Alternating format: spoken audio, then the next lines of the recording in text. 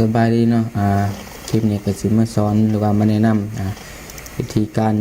แปลงไฟล์ MP4 หรือว่าไฟล์วิดีโอเนาะไฟล์เพลงเนาะทำมาเป็น MP3 เนาะเวลาดาวน์โหลดวิดีโอเพลงจาก YouTube เนาะมันจะเป็นวิดีโอเนาะแต่อยากแปลงให้มันเป็น MP3 นะสามารถแปลงได้เนาะโดยใส่โปรแกรมFactory Format Factory เนาะนี่เนาะโปรแกรมเนาะสามารถหาดาวน์โหลดกันได้เนาะที่เบราว์เซอร์หรือว่า Google เนาะเปิด Google ขึ้นมาแล้วก็พิมพ์คำว่า Format Factory เนาะแล้วก็มาที่อันนี้เนาะ Format Factory เนาะกด Enter เนาะก็มาที่อันนี้เนาะ Format Factory ดาวน์โหลดนะ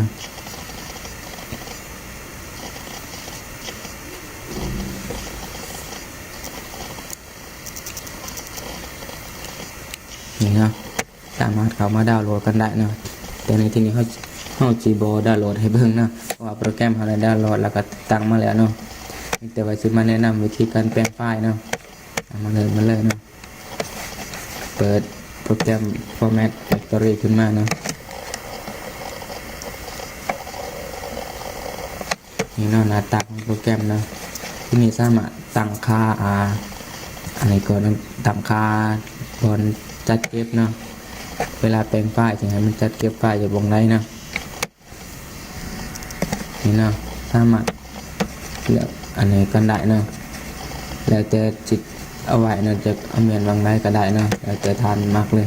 แต่ที่นี่เขาสิบ่เปลี่ยนเนาะจิเก็บไว้อยู่อันนี้เลยเนาะมาเริ่มเบิ่งวิธีการอันนี้เลยเนาะเปลี่ยนไฟล์กันเลยเนาะคลิกไปที่เสียง MP3 นี่เนาะจะมีอันนี้ขึ้นมาเนาะแล้วก็ติดเพิ่มแฟ้มก็เลือกวิดีโอนะเลือกมาเลือก MP4 เนาะเลือกวิดีโอที่จะแปลงไฟล์เนาะเลือกจาก1วิดีโอเนาะเลือกเพลงสมมติเลือกเพลงนี้เนาะเพลงอะไรกดที่วิดีโอเพลงนะครับ Open เนาะนี่เนาะแปลงไฟล์ตกลงเนาะแล้วก็เพิ่มเราถ่ายจนกว่ามันสิแปลงสำเร็จเนาะใช้เวลาเพียง 4-5 นาทีเนาะบ่พอดนปานใดดอกเนาะง่าย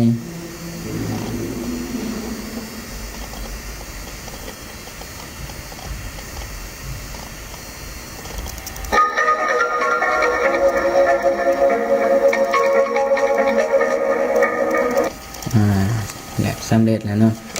เรียบร้อยเนาะแปลงไฟล์มาเบิ่งกันเลยเนาะว่าสิได้บ่หรือว่าบ่เนาะมาเปิดชื่ออันนี้เนาะมันจะเก็บเนาะ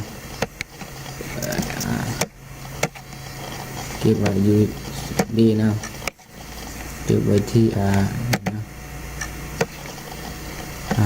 นี่เนาะเพลงที่แปลงไปเมื่อกี้เนาะลองเปิดกันเลยเนาะ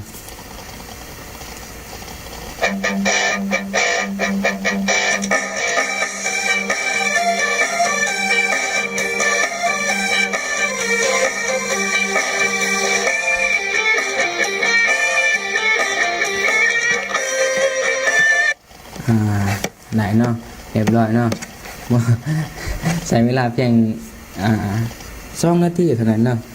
บ่ยากเนาะใช้เวลาแปลงแต่2 นาทีเท่านั้นเนาะใครที่ว่าบ่เข้าใจสามารถคอมเมนต์ถามได้เนาะขอจบคลิปเพียงเท่านี้เนาะขอบใจที่รับชมเนาะอย่าลืมกดติดตามกันแน่เลยเนาะ